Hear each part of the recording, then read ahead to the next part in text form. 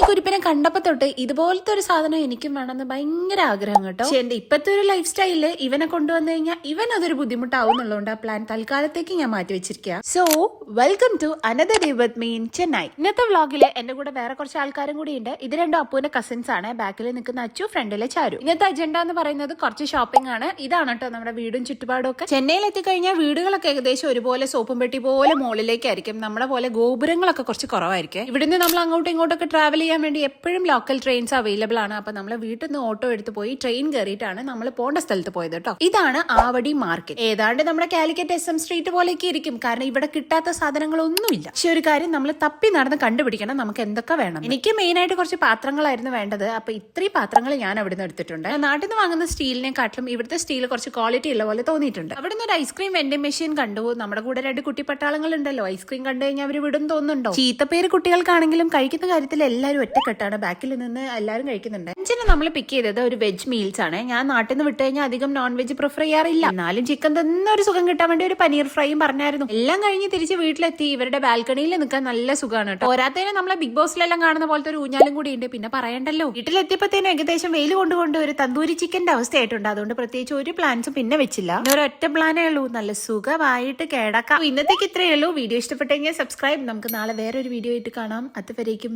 വണക്കം.